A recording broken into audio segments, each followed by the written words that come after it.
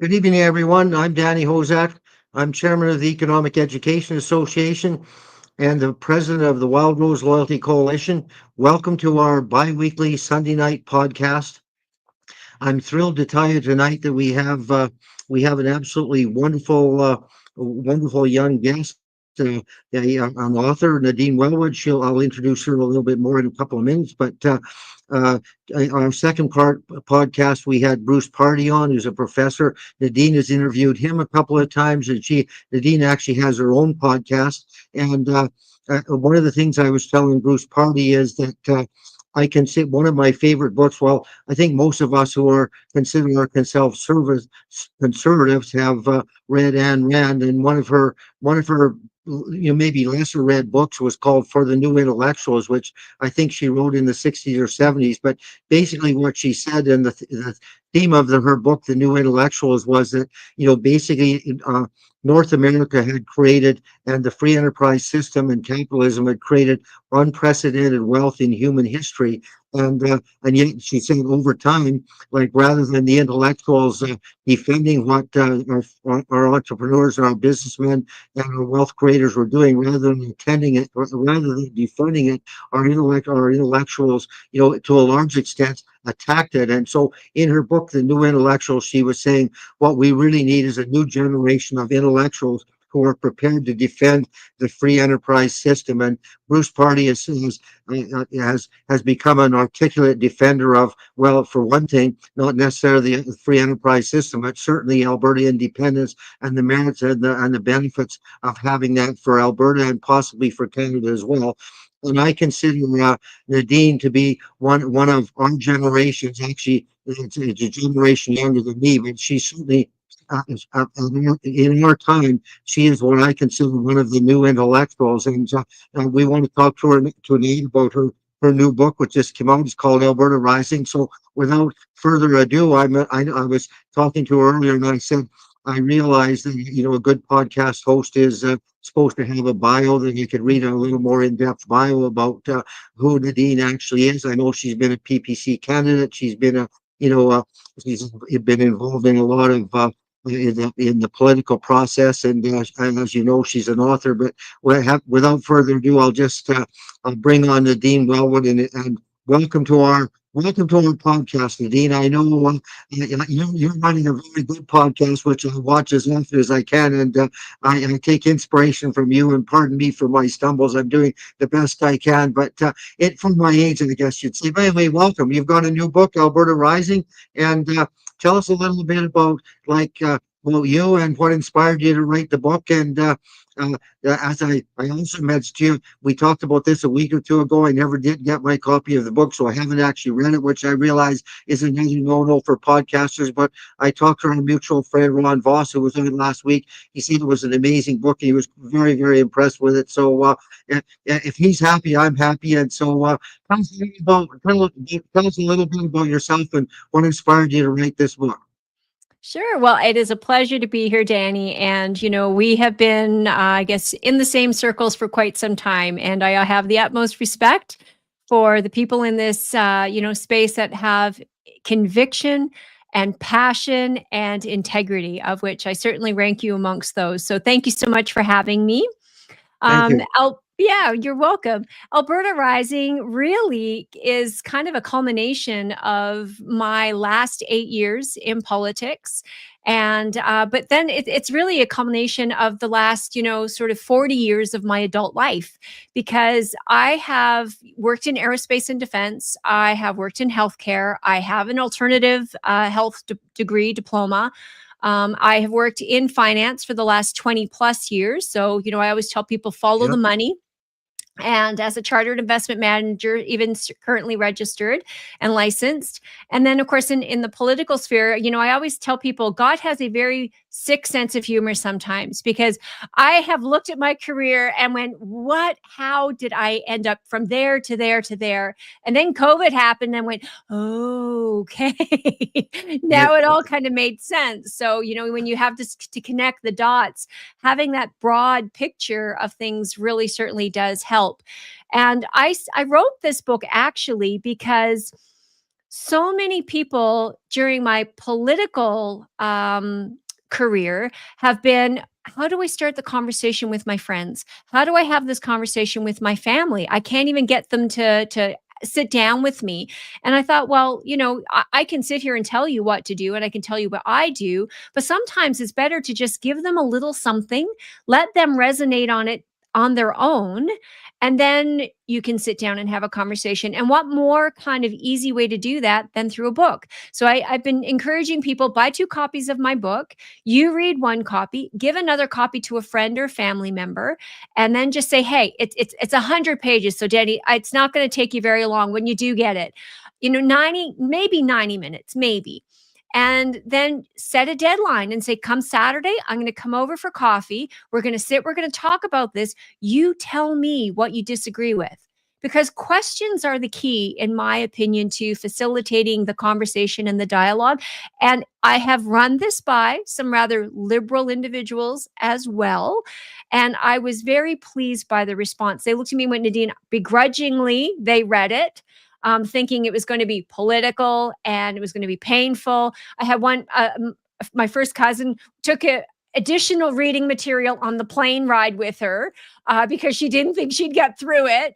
And she's like, I couldn't believe it. She's like, I was flipping the page. I was excited to get to the next page and somewhat disappointed when it ended.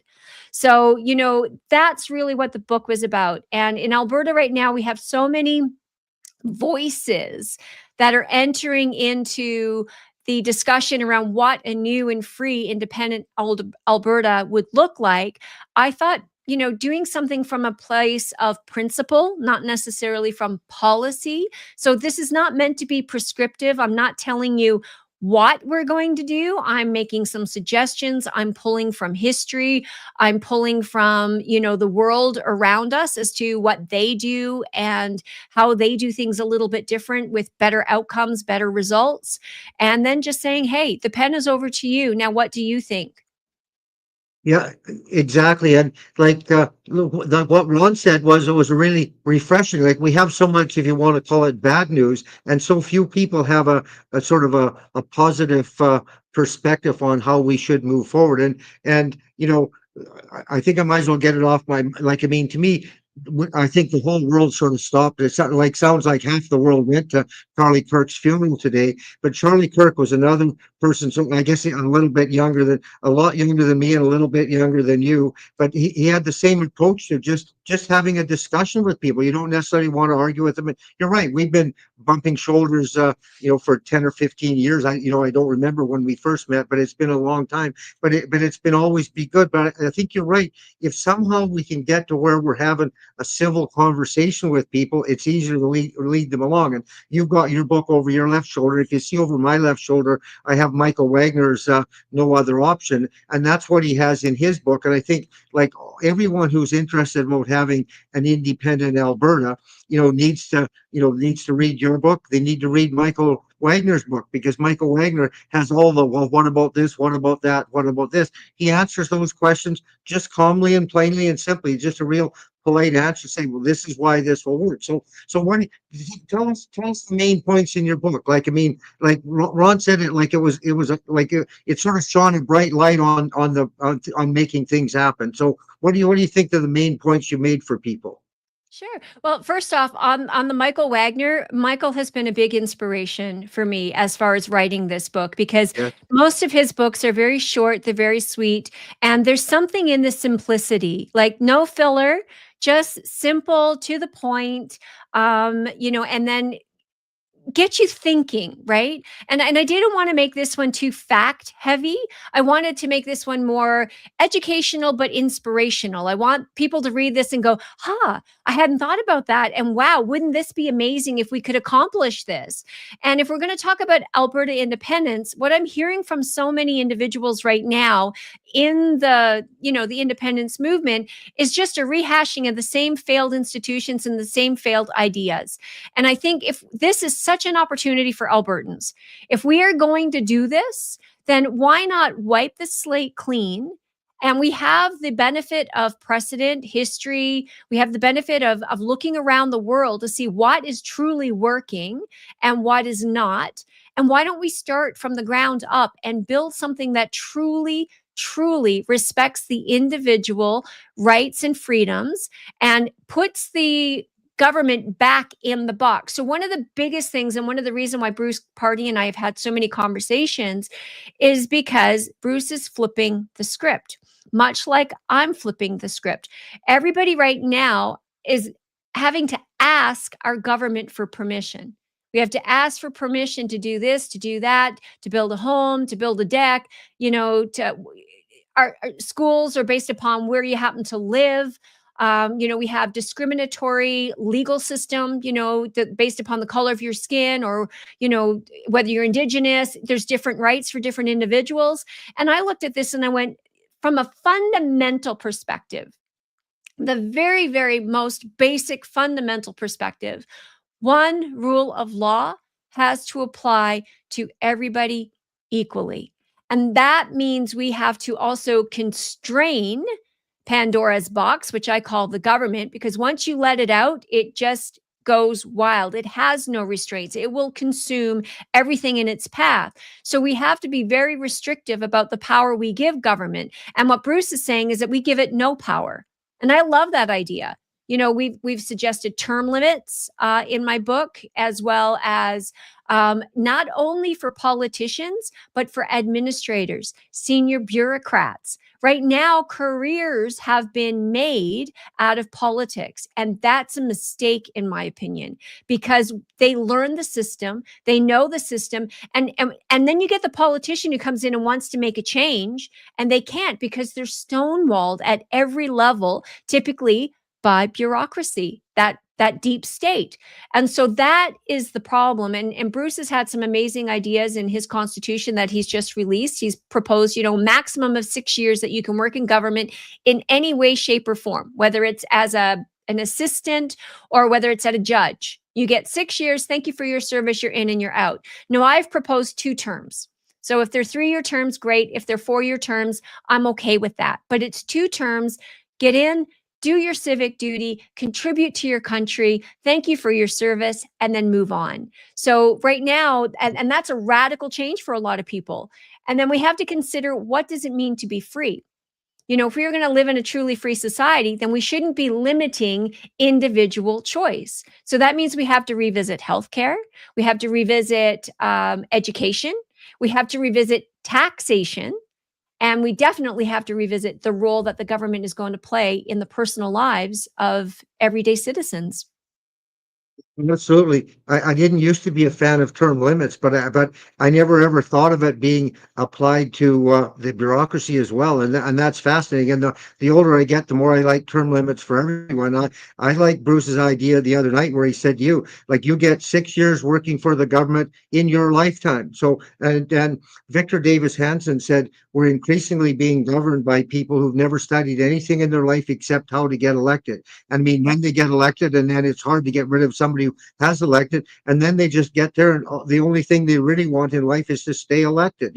And yet, as you point out, and as he pointed out, if you had 8 years, you probably would just go there, get it done, and then get on with your life. Or like when I was younger, most people didn't think about going into politics till they were 45. It wasn't nearly as well paid, I don't think, in those days. And no one even thought about going into politics till they were 45 or 50, and we're sort of looking at slowing down or semi-retiring anyway. Now, as you know, we have lots of people get a political science degree. They find a place to live where the MLA or the MP is an old person. They just go there and they seek the nomination, particularly in the West. If you can get a UCP or a Conservative Party Canada nomination, you're pretty much there till you decide to leave. You know what I mean? So I really like the term limits idea. It would get people focused on, getting the job done and getting on with it. You know what I mean? So anyway, good. And having said that, you talk about, reducing taxation. Like if Bruce had his way and the government was only 10% the size it is, like he pretty much said, like, we have enough crown land. You could pretty well rent out the crown land and pay the government's bills from the revenue from the crown land. But like, it'd be close, wouldn't it? Well, the thing is, Alberta in particular has enough natural resources that there is no reason why any Albertan should be paying taxes, in my opinion. Now, this is my economics background and the chartered Yeah, investment manager that comes out in me. And the reality is, I mean, you look around the world, right? I mean, for real life yeah, examples, and yeah. Saudi Arabia is a tax-free zone. It does not tax its citizens' labor. Now, I'm okay with user fees. I'm okay Hmm. with, consumption taxes, that if I use something, I pay for it because that's my Yeah, privilege, right? I have a choice in the matter as to whether or not I yeah, use or don't use. But what I am completely um, adverse to is a tax on your productivity, your labor, an income tax.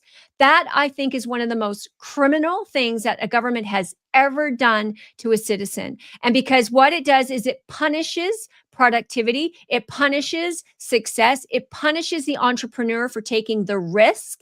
And now what you've seen is you have a group of individuals who have been employed by government, who seek nothing but security and special interest and special privilege at the expense of those who are productive.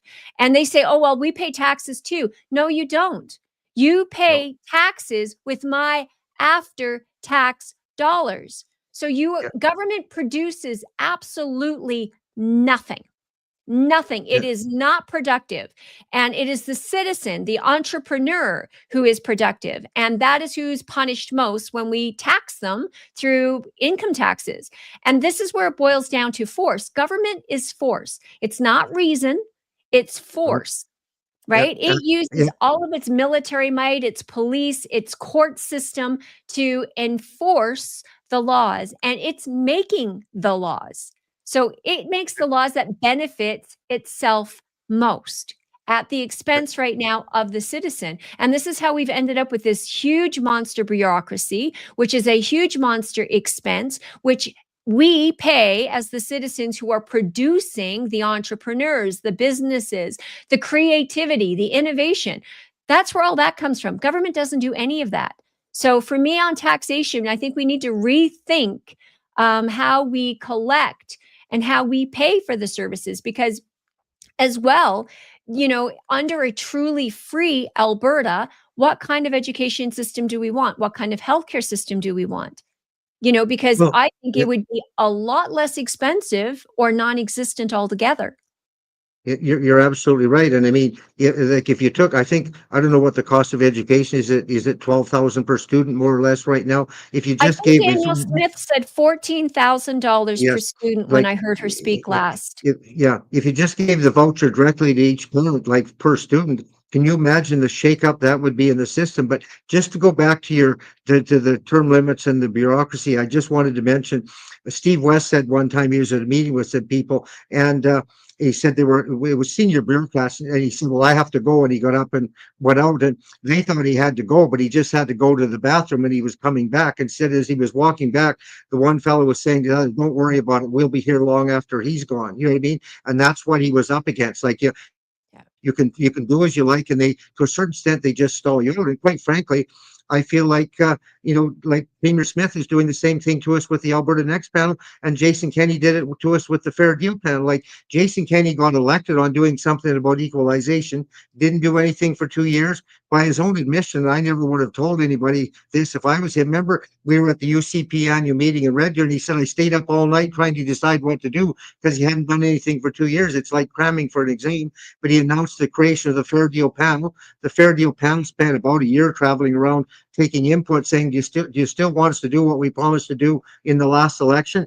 We all said, yes, we want you to do what you promised to do in the last election. They took that, they wrote a report, said, yes, the people want us to do, what we told them we promised to do in the last election. And what did Jason Kenney do? He called a referendum to see if we still wanted to do what we promised. I mean, it goes on and on and on. And now, Danielle and company are having the Alberta Next saying, do you want us to do what we promised to do? And you think, yeah, that's what we want you to do. We want you to promise to do something, then do it. And don't talk to us about what you're going to do next until you've kept the last promises you made. Like, but this is like they're studying how to get elected. Okay, we haven't done what we promised to do, but let's talk about what we're going to do next. You think, We're tired of this. But in any event, well, I But guess we'll, those are stall tactics. I think what they you're are. bringing up here is a very good point. Is this is what government does: study, analyze, consult, study, analyze, consult, and every 4 years they're going to study, reanalyze, consult. Oh, do you still want me to do what we've elected you to do? And that's a problem. And for Danielle Smith in particular, I know so many people are so hopeful that she is going to be the one to kind of bring this independence over the goalpost, and it is not going to happen. She has made that very clear. And it's not just that she's outright said, which she has, that her job is to make sure we don't get there. Her job is to make sure that we don't have a vote on a referendum. She has very clearly stated that. She's made it very clear she's a federalist and that she is all about a sovereign Alberta within a united Canada, which that means we have to do reform. Now, what can Danielle Smith do that Stephen Harper, as the prime minister of this country, wasn't able to accomplish? I'm sure she can't do anything more. She doesn't have the power. Alberta doesn't have the legislative ability. We don't have the number, the seats. We have nothing to negotiate with. Like, we have no leverage. And, people then, I say, and then back it up. Look what she did with the Alberta Bill of Rights. With the Alberta Bill of Rights, she put a poison pill in that and put reasonable limits in there, which means that the government has ultimate power, can change anything. We have no rights.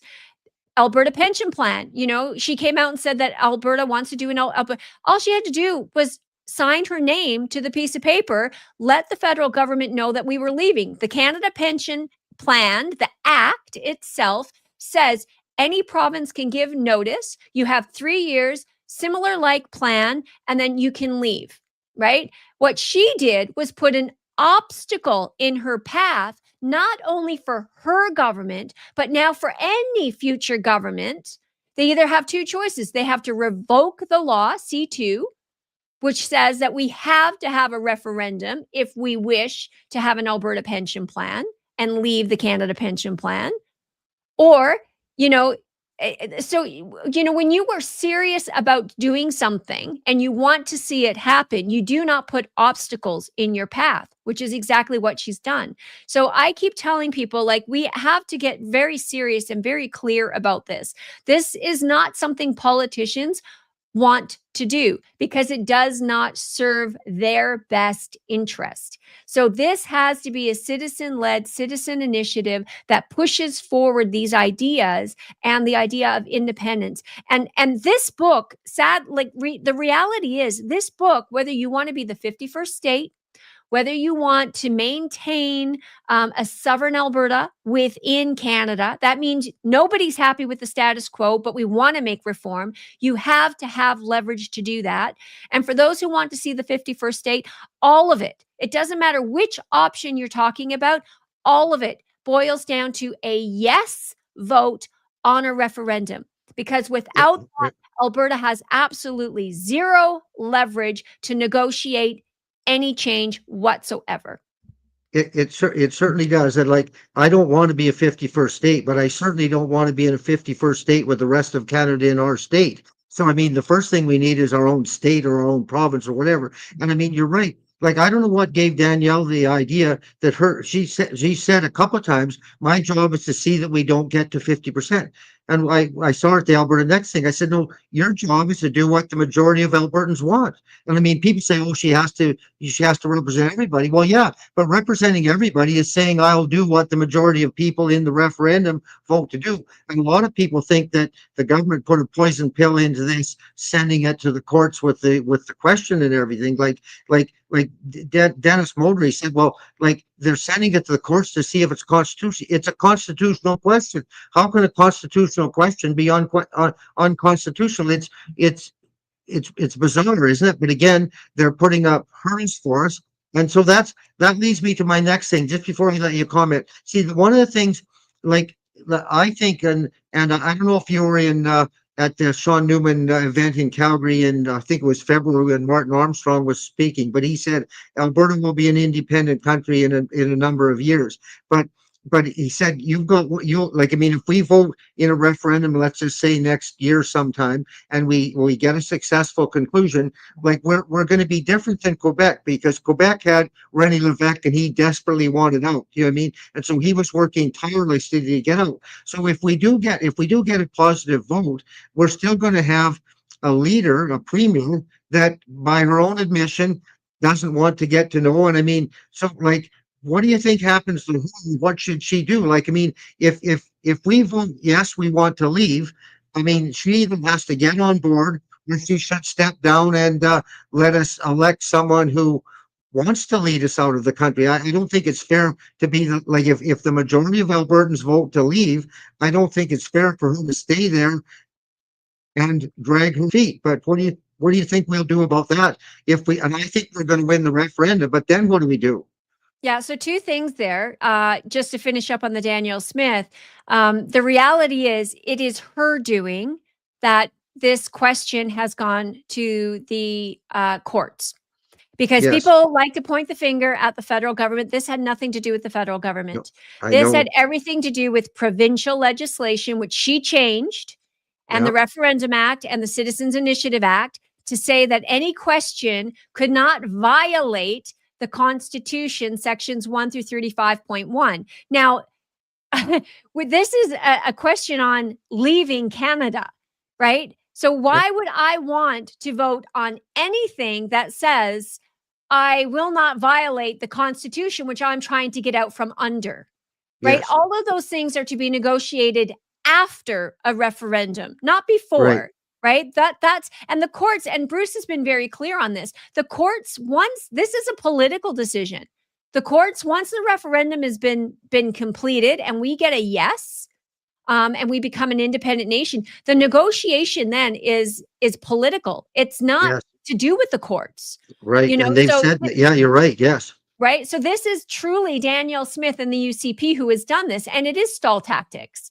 And she's hoping that with enough time, everybody will calm down and everybody will go back to, some economic, a pipeline. What is a pipeline going to do for Albertans? It's not going to change anything, right? We are still going to have this crappy representation, no Senate representation. The courts are still going to favor Quebec and Ontario. Every vote from every premier, every prime minister, everybody is going to have to still cater to Quebec and Ontario to win.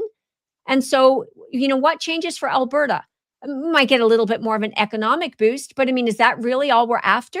Just a little No, economic boost? right, And and right. and Carney has made it very clear. You don't write a book called Values, if anybody who's taken the time to read it, and then suddenly have a change of heart and come out strong for the oil and gas industry. And he has made it very clear himself that all Canadians need to become poorer. Like, this is the people who Ontario and Quebec voted for, elbows up, everybody. And he has made it extremely clear that Canadians are going to become poorer, right? Our standard of living is going to decrease. Now, I don't know why anybody would ever vote for that, because that is your children and that is your grandchildren that he's referring to.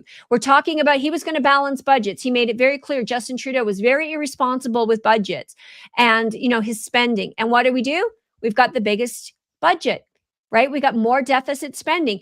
Every dollar that he spends today is a dollar that your children, your grandchildren will have to pay back. It is a debt. We are living in a debt society and we are enslaving our children to this debt. Now that's the referendum question. What happens when we get to yes on a referendum question? To your point, do you want Danielle Smith, who is a federalist, who does not want to see Alberta secede from Canada? Is that who you truly want negotiating on your behalf? Not me. I want somebody who's going to go in there, who has a vision of what Alberta is going to look like. And it's going to be somewhat utopian, right? To start with, because why would you start at the bottom, right? Start with the big picture and the beautiful vision. And then if you have to, you can negotiate your way around that. But the reality is, I want a strong leader who has conviction about Alberta independence and doing what's right for Albertans. And I don't think that's Danielle Smith.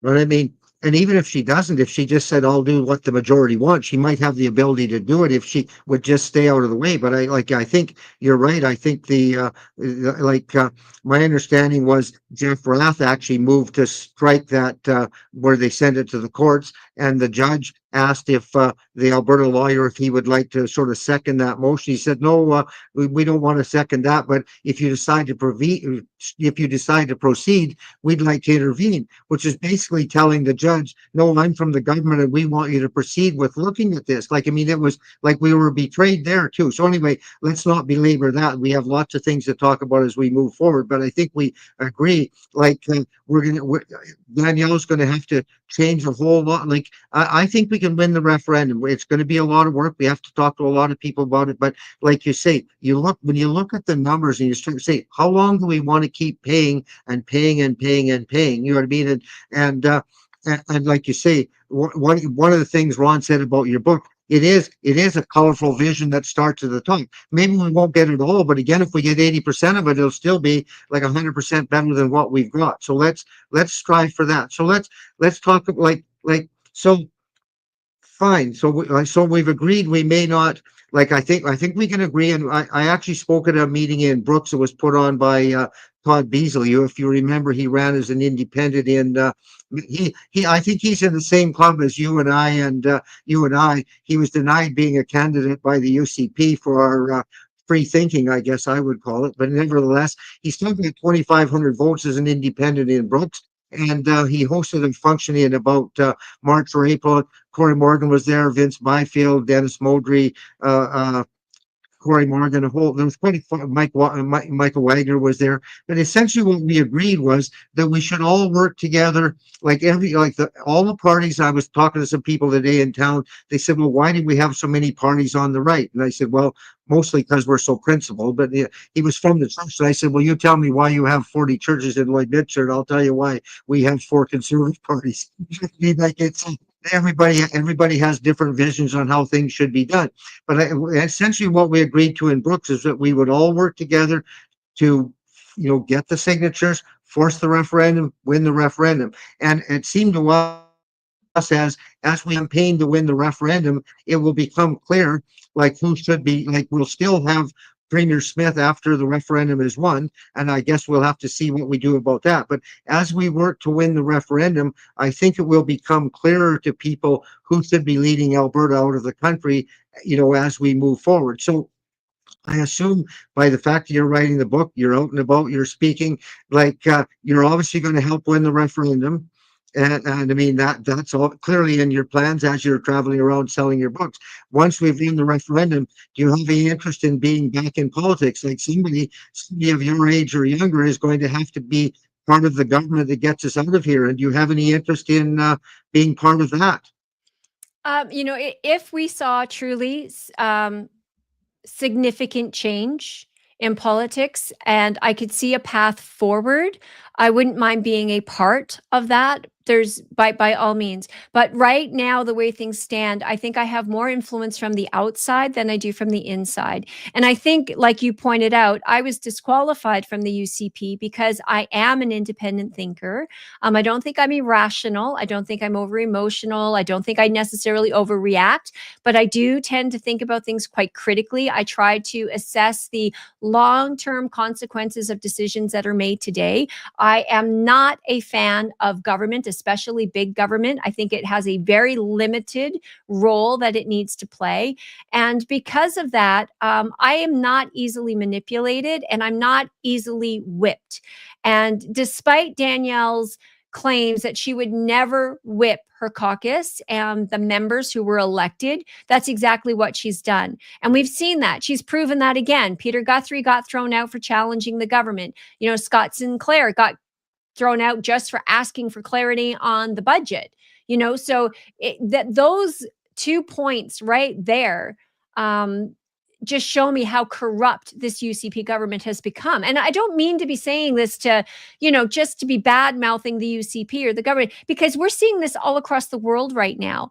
I really see Alberta has such an opportunity here with this referendum to reform from the bottom up what it means to be a free, sovereign individual that lives within a free, sovereign nation. And we could be the beacon. We would attract so much capital from around the world. We would attract so much talent around the world who would want to come here, work here, live here, raise their families here. Freedom minded individuals who value faith, who value freedom. These are the things that we need to start having the conversation. And unfortunately, the voices that I have heard, and again, even the Alberta Prosperity Project, God love them. I send everybody to them. I say, get your name on the list. But yeah, When it comes to referendum time, make sure your name that is on that list and you vote yes. And so you go there, you sign up, they're going to keep that database. But beyond that, we need to hear from Albertans, right? It is not their job, their role to decide whether or not we are going to honor treaties, or we're going to be a commonwealth or a republic, or whether we're going to do this or do that. That is now what needs to be negotiated and needs to be discussed. And that decision needs to be one that's made by Albertans, not a small handful of people. And, Jeffrey Rath, unfortunately, he should have removed himself, from the treaties conversation, because it's such a direct conflict of interest, yes, and you're absolutely right. I don't mean to interrupt, but you're absolutely right on that. He should have stepped away from that. And I talked to Dennis Modry about that. I said, Dennis, if you folks start proclaiming who's going to get what in the new country, we'll end up fighting amongst ourselves before we ever get to the vote, and we will never get there. And as you know, Mr. Party said, like the treaties. The treaties on CO2 are two of the worst problems, CO2 sequestration, two of the worst problems that we've had in the old country. Said, why would you possibly bring the problems of the old country into the new country? I said to Danielle, this, like her, what does she call it? A sovereign country in the sovereign province in the United Country. I said, that's like telling your new wife that you've told your ex-wife she can live in the basement, saying, well, I'm sure it'll be all right. Like, I'm sure we can work this out. Like, take my word for it. And I was just told by my wife, that's not going to work. Like, you know what I mean?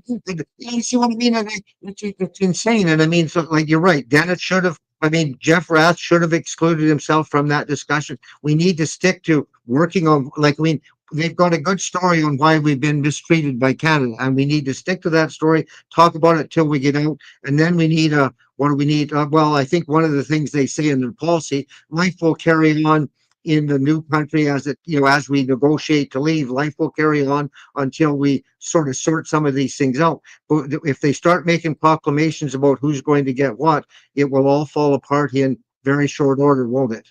absolutely, because Yeah. again, the fundamental premise of any free nation is that justice must be blind. So that means the law has to treat everybody exactly the same. And if we do not start with that simple principle, we are already failed. So, We, we and these are the ideas that are presented in the book, not from a prescription. It's either you agree with them or you don't. Now, how do you disagree with everybody should be treated exactly the same under the law? There should be no special preference, no special privilege given to you because of sex, color, race, gender, none of that. Right? The yes. law should truly be blind justice. And so, that to me was such a core diversion from my version of what Alberta would look like, that I lost a lot of respect for the Alberta Prosperity Project when they made that claim. But again, I understand, people make mistakes. We all falter. Sometimes we don't think things through all the way through. But, in particular, Jeffrey Rath, as a lawyer, his interest is to ensure that his career, and because that is his career, the Aboriginal industry, for me, it just would have been a common sense thing to remove yourself from the conflict, and to have just not had that conversation. Let's leave that up for Albertans, right? We're going to give 300,000, Indigenous people special privilege and special rights. And, that has to come at a cost. And it's coming at a cost to who? It's coming at a cost to the other citizens. So we're not all equal. And I have a Well, tremendous amount of respect for the indigenous population. But here's the problem: the government has not helped them. More money has not helped them. We have an entire Aboriginal industry in which government profits, lawyers profit, accountants profit, and yet the people themselves are still living without clean water. And that to me is an atrocity. So those are the yeah, things yeah. that the conversations that need to be had.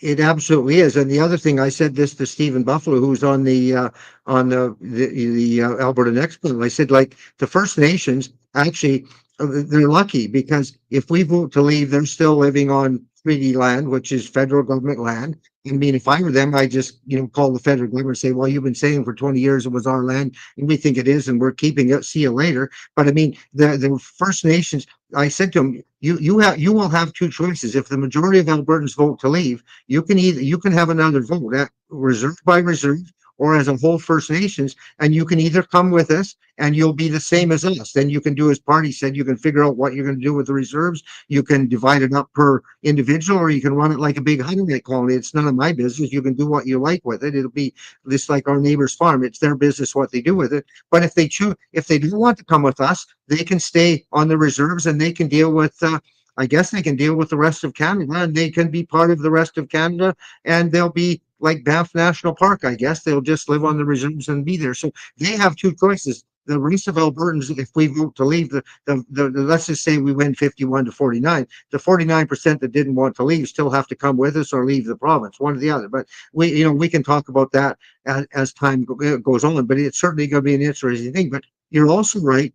Like one of my I mean, you talk about, you and I were, thrown out for being free thinkers. So was uh, uh, uh, Todd Beasley. But I mean, our friend Drew Barnes, I mean, he spoke up. They was, oh yeah, you can speak up, you can say what you like. Well, Drew Barnes spoke up, and they expelled him from caucus as well. And so, but I like, I'll put it. This is sponsored by the Wild Rose Loyalty Coalition and our Freedom Group. But I mean, our leader Paul Himman, he always says, like, if you get elected, you can bring your ideas forward because that's what the people in your want. And one of the best answers I ever heard on a social question was, it was Maxime's answer, but a person asked him what he thought about the social issues, abortion and all this stuff, and he said, I'm not big on the social issues, but he said, if you're big on the social issues, nominate a candidate and get that candidate elected. And if that candidate gets elected, they can bring whatever potential legislation they want to our caucus. And he said, if the caucus passes it, like if the caucus approves of it, we'll take it to the parliament. You know what I mean? And he said, in all those cases, I will vote last, so I'm not influencing what the caucus members are doing. He said, I'll study the issues and I'll vote last. And like I say, Paul Himman always says that if you're part of our party, you can bring you. I mean, if you run in Cochrane or I run in Lloyd Mitchell and I get elected, obviously I'm representing the views of my people, so I should be able to bring those views forward. But as you know, in the UCP and the PCB forum in the Conservative Party of Canada, there's only one view. It's whoever the leader is, and if you don't have that view, like you can either shut up or go home. You have two choices, but you cannot legitimately represent your constituents. And so I think that's what we're hoping to have in our new country, is people who are prepared to go there and represent the people who elected them. So anyway, so I guess you've said yes, I'm prepared to serve. What did the fellow from America say? Like, if asked, I will serve. But in any event, and it is going to take. I think it will take some new people, although I do think, in all fairness, we have some really good people there, but they're sort of trying to work within the system. But we have to change the boundaries for the system to see what it's like. And one of my favorite books, you can see it just over my bald head there. It's called A Team of Rivals, but it was written by Doris Kearns, but it was about Abraham Lincoln, and he brought his the people who ran against him in the nomination. He brought them into his cabinet, but that doesn't happen in conservative politics, as you know. Like, I mean, Maxime maybe won or lost the leadership by either half a point, or maybe he won it, or maybe he lost it. I still think he won it, but nevertheless, they say he lost it. First thing they did was they pushed him out. I mean, you look at Abraham Lincoln, who has gone down as one of our, probably the greatest leader America had until Donald Trump came along. But what did he do? He built a team of rivals. Instead of bringing people who have, like yourself, who have a different view on how some of these things, instead of bringing you into the government and letting you run as a candidate, maybe being in cabinet, being part of the thing. No, we don't even want a dissenting view at the caucus table, let alone in the cabinet table. And that's not for the benefit of Albertans. That's for the benefit of, I guess, a few small people. And again, just while I'm on this little rant, you look at Donald Trump, like who'd have ever thought he'd be working with Robert Kennedy Jr.? You know what I mean? Here we are, certainly a team of rivals who are, truly making America great again. And I think that's what we need in Alberta. And I said when I was talking to Bruce Party, like when you look at our oil sands, like the left mocked it for years and years and years by calling it the tar sands. And I said for thousands of years it was the tar sands till some young entrepreneurs from across Canada went to Fort McMurray, I say with their old half tons and their young wives, and they figured out how to get tar to sand. But there was people from all across Canada, went there. And so I said to Bruce, we're not opposed to people coming to Alberta if they're coming to make Alberta better and they share the same values as us. Having said that, I'm not quite are we like, what are we going to do about immigration? Like, I mean, Bill Tufts is sounding the alarm, as you know, about mass immigration. It was like the door. I mean, I think we've brought in more people on a per capita basis than America did, and it's going to cause us some problems. What would you do about immigration? Yeah, and again, this is where the person at the helm is going to be extremely important because immigration is a big issue. How do you preserve your culture, your values, your ideas when it's being diluted with individuals who are coming in from the outside? And you see this with the federal government, and I spoke quite a bit about this when I spoke about the Alberta pension plan. Immigration was their solution for solving social programming. Because we do not have the dollars and cents. We do not have a taxation base any longer, for example, to support an Alberta or a Canada pension plan. Right. Forgive me. Alberta is in a beautiful position to be able to do its own pension plan. But Canada is got an aging demographic, which means bigger money, more expense, more dollars going out. It truly is a payroll tax. So the people who are employed and working today are the ones paying for the retirees that are currently retired. And Alberta has to the tune of about $3 to $5 billion paying for retirees in other parts of Canada. And the little bit of surplus that the CPPIB has managed to squirrel away is not enough to pay for the unfunded liabilities. The Canada pension plan, and I'm just using this as an example, has $1.4 trillion of unfunded liabilities. Now, if you have a credit card, and you're making, let's say, $2 million a year, and you have an unfunded liability, you have a credit card debt of $1.4 trillion, how are you planning on paying that back? This is the problem, and nobody wants to talk about these issues. So Canada is in a very, very bad position because economically, demographically, and they saw immigration as a way to increase GDP, gross domestic product. And the problem with increasing GDP is it looks really, really great on books. Oh, look, we're growing. But even then, Canada has the lowest GDP, the lowest growth rate of any of the OECD countries, the absolute bottom. That's 37 countries that are being monitored. And it wasn't just because of Justin Trudeau in the last decade. It is predicted to be that way all the way through 2060. Then you get a prime minister that comes in and he says, yeah, the standard of living for Canadians has got to come down, right? We've got to address things like climate change. And he is very anti-production. Well, the only way to increase standard of living is to increase productivity. That's how we out of the wars, right? And we paid off the wars so quickly was we unleashed the power of the people. We unleashed creativity, innovation, business, entrepreneurial spirit was flourished. And that's how you got out of that. Right now, our GDP per capita, which is what people need to be paying attention to, is going down because quality matters to who you let into this country. So the people that they're letting in, refugees, their families, older moms and dads and grandparents that are coming with them, they are not contributing to the bottom line, but they are detracting from the bottom line simply because there's a cost. There's a cost for education. There's a cost for healthcare. There's a cost for all of these social programs, which they are benefiting from. So unfortunately, this is where no matter who is at the helm, we have to take control of our immigration policy, and we have to get back to doing things the way that we used to do them. And that was, what do we need as Albertans?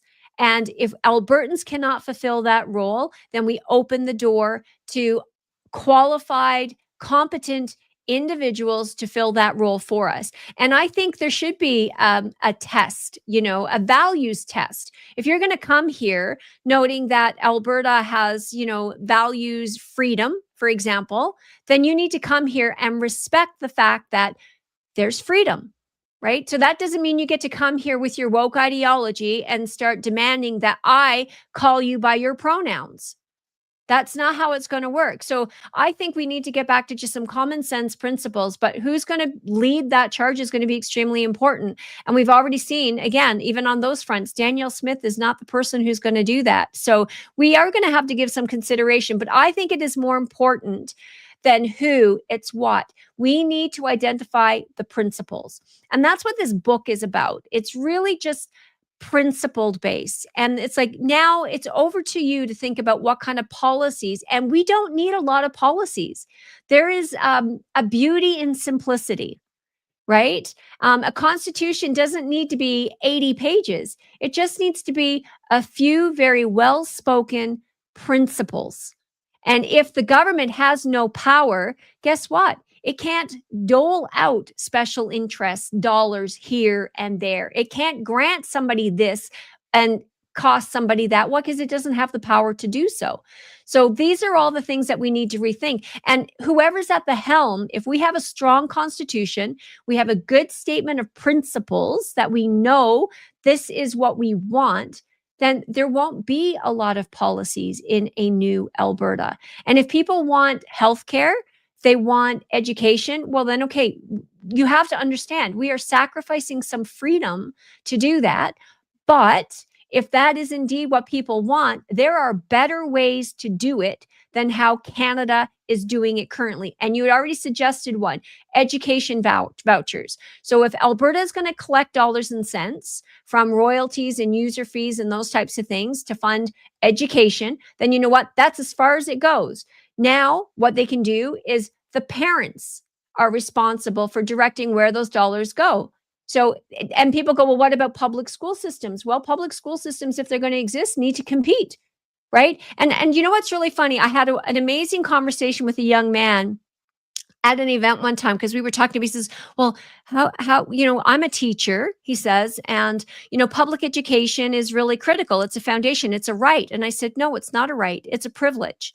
So that's, first off, it's a privilege. It's not a right. It's a social program that we value, absolutely, but it doesn't make it a right, And so then he says, well, how would you do it if you replace public health or public education? I said, well, here's how I would do it. If I had $10,000 today, I'd go find, 10, maybe 12 other parents like me. And I'd say, hey, let's pool our resources. Let's go hire a teacher. Now, homeschooling, and I hire a teacher, maybe takes 2 to 3 hours a day. It certainly doesn't take 6, 2 to 3, because I do that now for my daughter. And if I have, now we have $120,000, let's say we've pooled together. Let's say I pay you 80 to 90. You're working 2 to 3 hours a day with the kids. Now that leaves you another maybe 2 to 3 hours to do curriculum, assessments, plan your next day. You're working maybe 6 hours a day, maybe.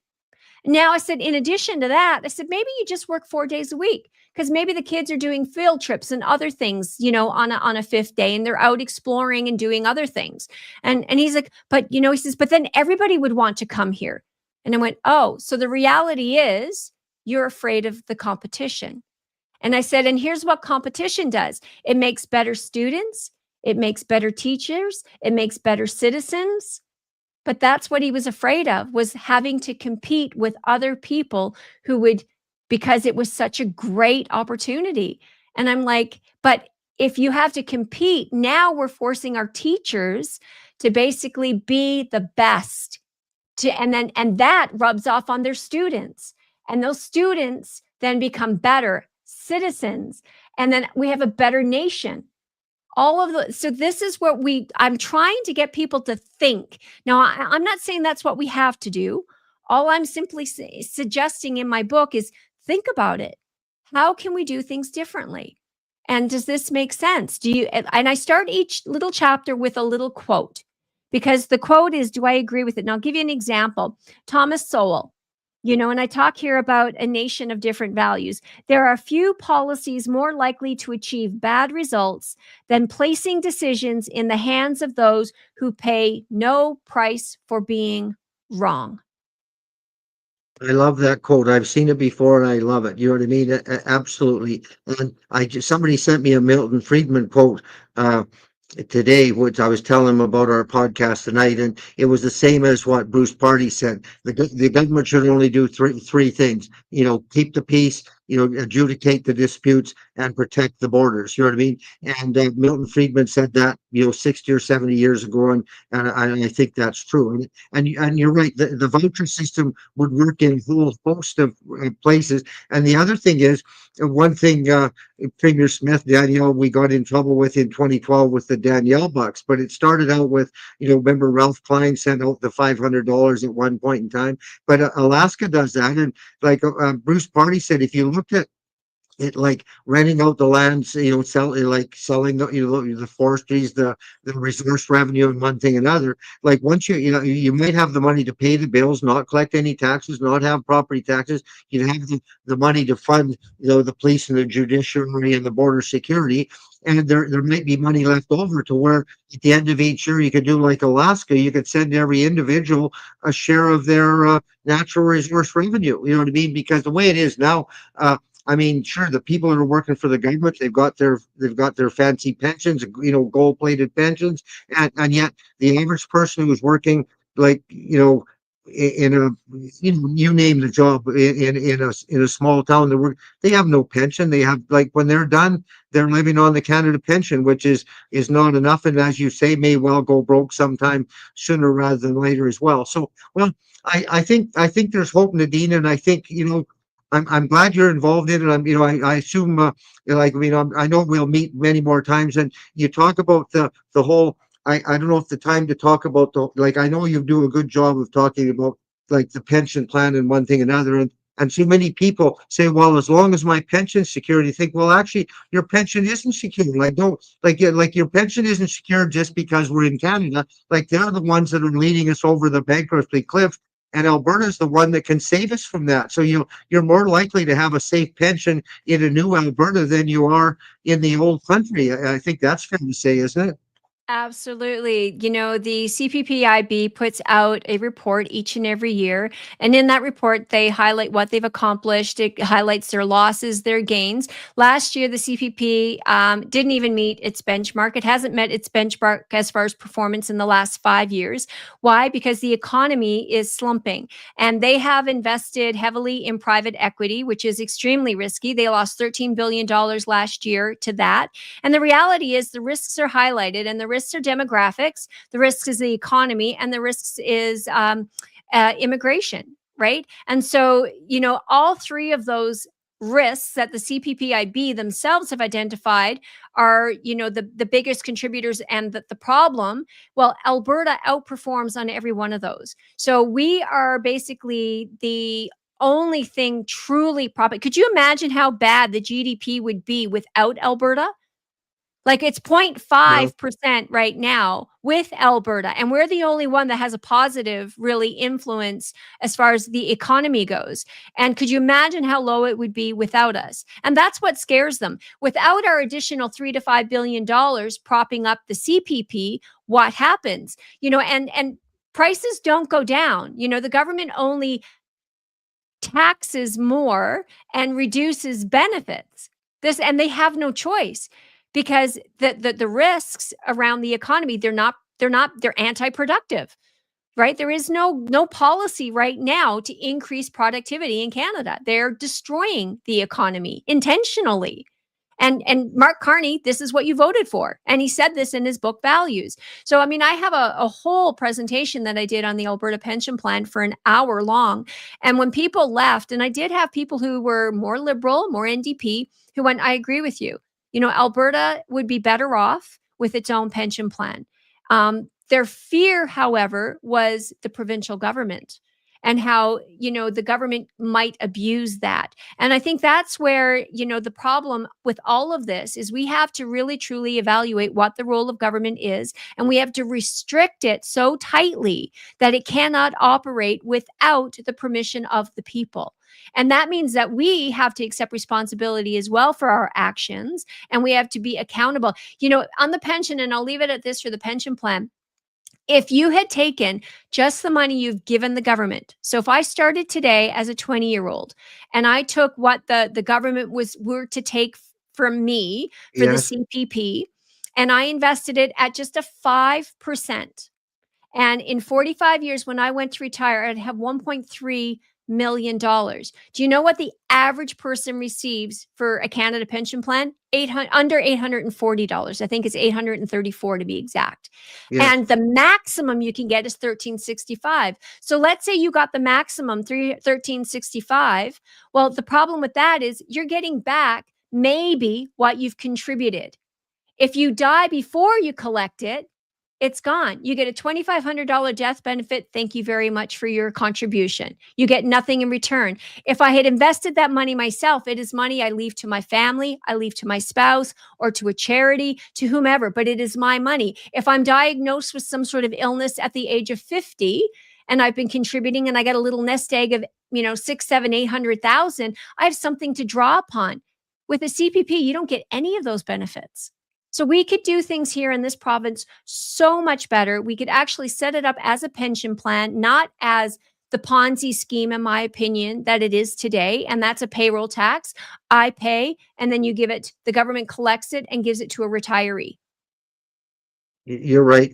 Bill Tufts has an excellent book. It's called Pension Ponzi, which people would do well to read that. I mean, I think you agree with everything he had to say, and he's also been sounding the alarm on immigration as well. Well, we've tried to stay to the hour, like Amina, and I think we've had an interesting visit. At some point in time, maybe we'll have a whole hour on the pension and reassuring people how the numbers work out, because it's amazing how many people they are worried about that. And you look at Eastern Canada, like you look at, I don't know who negotiated the auto pact, but I mean, Donald Trump's talking about moving a lot of that auto manufacturing. Like my understanding is the auto industry exports 90% of what they produce. Well, if Donald Trump is successful in moving, and he's been successful in a lot of things, but if they move that manufacturing back to America, Michigan, or wherever, and 90% of the auto workers in Canada get laid off, what's that, 150, 175,000 people? What does Eastern Canada do with all those? Like, where would they go? What would they do? It's like, it really is mind numbing, the problems they have, not us. But I mean, it's one more reason why we might as well save ourselves first, and then worry about, I guess we'll worry about helping the rest of Canada once we've secured our own future, I suppose, at least that's my goal. Well, Canada has to recognize that it has a problem. And right now, Canada is not broken, sadly. Canada is working exactly as it was designed to work, and that's to the benefit of Ontario and Quebec. So, this is what we need to realize. The best thing we do, and Bruce has said this, I have said this, we have to get the Canada out of Alberta. Should we separate? Because that is a big part of the problem. And the institutions and the failed policies, there's no point in recreating that. That's not what I'm interested in. And then the Yes. reality is that if we were to leave, then, that is probably the best thing that could happen to Canada. And the reason is it's disruptive. It is going to force Canada to have to look at its policies, because it is not being propped up and supported by Alberta any longer. The provinces are going to have to go, well, we're going to have to start developing our resources. And the people of those provinces are going to go, what just happened? Right? My Canada pension plan just went up. Why? Because Alberta withdrew, right? Our Right. contributions go down. Theirs are going to go up slightly. They have no choice but to go up. So, I think the best thing, if people who are serious about saving Canada, Alberta needs to separate. And because we need something disruptive, because we are on the path right now and the trajectory is not changing. The trend is not changing. As a chartered investment manager, everything I do is look at which direction things are going. What cycle are we in? And I'll tell you, Canada is in a very bad place right now. And Alberta does not have to go down with the ship, but we do need a vision. And I think there is such a positive vision for Albertans. And that includes all Albertans. I don't This is not about politics. This is about your children. This is about your grandchildren. This is about giving them opportunity. This is about hope. And that's what my book is really trying to paint, that picture is, what would you like to see? And I'm not here to tell you what to do, what not to do. I have ideas and my own opinions, but I'm not going to force those on anybody. If you want to talk about them like what we just did, wonderful. That's what it's meant to do. I wrote a book that you can share with a friend, start a conversation, and then say, what do you disagree with? And then have the conversation and flush out the ideas as to what the problems might be and what solutions you bring forward to the table that would see Alberta and our children's futures much brighter, much freer, and far more prosperous than what we are on the trajectory towards today. I had a few comments, but that's such a nice ending. I think we should end it there. And I should say, I think you're right. I think we can have a bright future. And Bruce Barty said it. You've said it. I mean, you look at the rest of Canada. I've been saying, here I am. I'm going to give a comment, even though I thought it might not. But the rest of Canada, to me, they're sort of like the 35-year-old boy living in his parents' basement, and he won't get a job. He won't help pay the bills. He won't do anything. And finally, one day, his mother says, son, I've sold the house and I'm going to live with your sister, and you're not welcome to come. So you better get out, and you better, find out what you're going to do with your life. And that's sort of where the rest of Canada will be. And I mean, we wish them well, but I mean, we're sort of enabling them by what we're doing. So we might as well, what do they say on the airplane? They say, if there's trouble and the air mask come down, put your own on first, and then you can worry about who else you save. So let's leave it at this. You've got a bright, cheery vision for saving Alberta. Let's work together to save Alberta. And then once we've saved Alberta, we'll have another meeting, decide who else we want to save. How about that? That's wonderful. And, Danny, thank you so much for having me on. Just to even tell people that there is a book, Alberta Yes, Rising. It's yes, available on amazon.ca, or you can reach out to me directly. I'll be happy to send you one. But the thing is even within our own movement, I'm really hopeful that all the groups, whether it's the Alberta Prosperity Project, whether it's social media, like I've had an interview already with Sheila Gunn Reid, God love her, yes, to help promote this, to get the word out, because I think we're all on the same side. We may not all agree on everything, but we all do truly want the same objective, and that's a yes on a referendum vote. And I'm hoping that, groups like the Alberta Pension Plan and other, freedom-minded groups, let's take the egos out of the picture. Let's take any, whatever we may have, or reservations, or park some of the differences we have. And I'm really hoping they do promote this, because it's not written necessarily for the conservative. Ron loved it, but Ron is already on board. I really yes, wrote this for my first cousin, who's not on board and really thinks I was rather radical. And then she read it and went, this is not really radical. It's just different. And it opened the door to the conversation, so we have to find some common ground to start the conversation. And so I'm really hopeful that some of those groups do really help me promote this, to get it out, to get it in front of people. There's 5 million people in this province. If half of those are adults, then that's 2.5 million people. If we can open the door to have a conversation, we're that much closer to getting to that yes on a referendum vote.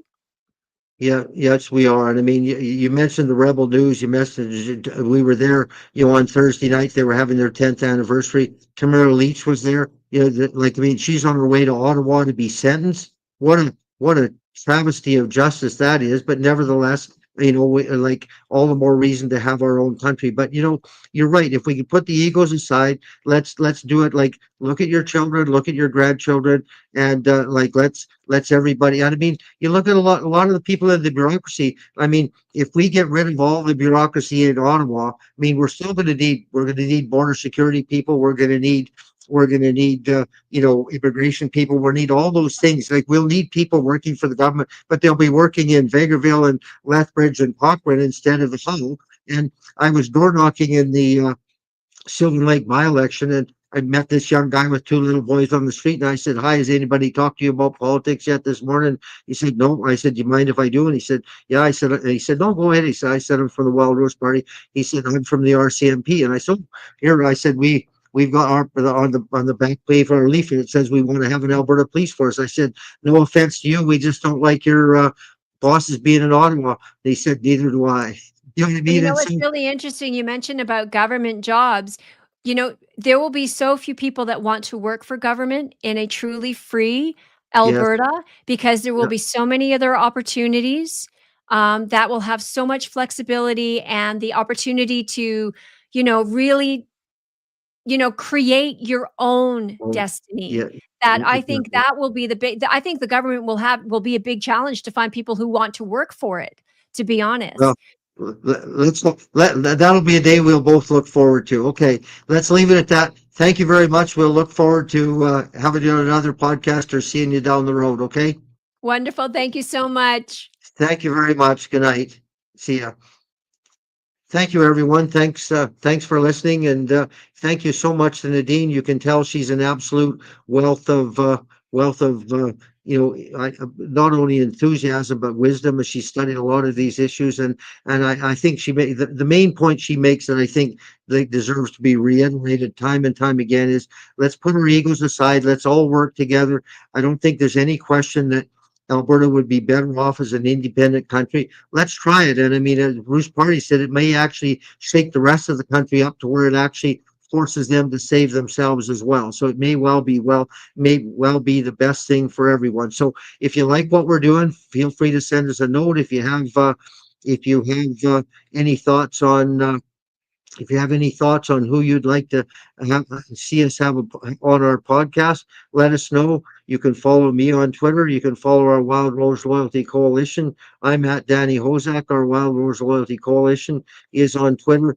You can, if you happen to want to make a donation to our Freedom Talk group or to the Wild Rose Loyalty Coalition, you can Freedom Talk is freedomtalk.ca or the Wild Rose Loyalty Coalition. And having said that, thank you for taking an hour out of your busy lives to listen to us. Please share this with your friends and neighbors, and we look forward to talking to you again in 2 weeks. And I actually haven't got a guest lined up for 2 weeks from now, which I will try and let you know in the next few days who's going to be on in 2 weeks, and we'll talk to you all then. Thank you very much.